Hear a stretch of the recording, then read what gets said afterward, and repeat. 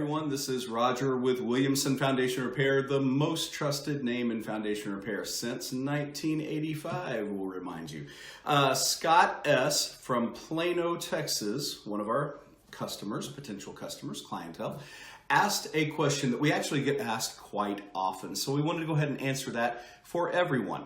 Now, if you have questions, feel free to send them to us. Email, go on our website, click the contact us, etc. We'd love to answer your questions, both for you and for all the other people that have the same questions. So here was Scott's question. You ready?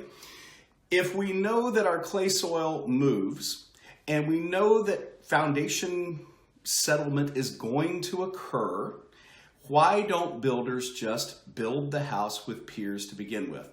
And it's an excellent question. It makes a lot of sense, and it sounds extremely logical when you first think about it. Now, let me preface this by saying that many builders, particularly custom builders, do actually build homes with piers originally installed as part of the original construction of the home. We have actually had to repair a few of those, but not as many as you would think. Usually, if it's done right, it'll work. But here's the answer to the question.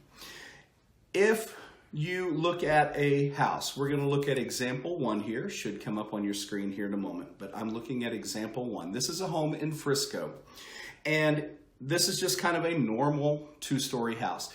If the builder decided to put original construction piers under this house, first of all, most repair piers are designed to utilize the fact that the house is already there as part of the installation process. So if you're talking about a blank lot that doesn't have a house yet, you can't put the same types of piers on that. You can't put a repair pier under that house because there's no house to utilize. So it has to be a drilled, poured concrete pier, very similar to what they do with new commercial construction. So these piers require a large truck with a drilling unit to drive out there to move every few feet, drill down pretty deep. The houses that we're looking at today are in Frisco. The drilled piers would probably go around 25 feet deep in that area. Now, those types of piers are typically going to cost $700 to $900 per pier for those original construction piers going that deep. I decided to reduce that, and let's just assume for today's purposes that those piers are only going to cost, the builder's only going to pay $650 per pier. Well, if you look at example number 1, you will see that if the builder were to put piers on this entire home to be able to hold it still, it would take a total of 58 piers. The cost for just the piers alone at $650, which is a fairly low cost, would be $37,700. Now, if you also look at this next diagram of the same house, this is what happened to the house after it was 12 years old. This is the work that an engineer prescribed for this house after 12 years. It was a total of 11 piers, 2 of them being interior piers. That is a nuisance.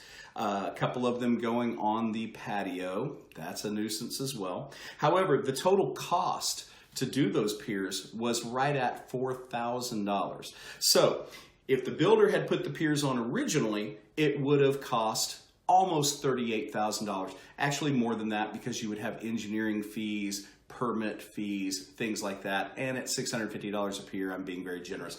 But let's say $38,000 to $40,000 to install piers on a house so that 12 years later, you could avoid having a $4,000 repair. Builders have figured this out, and this is why it's typically not done. We'll look at another example real quick. Example number 2 should be coming up on your screen. This is another house also in Frisco, fairly normal. You can see the floor plan. It's a fairly normal single home, nothing extravagant. It's obviously a one-story house even.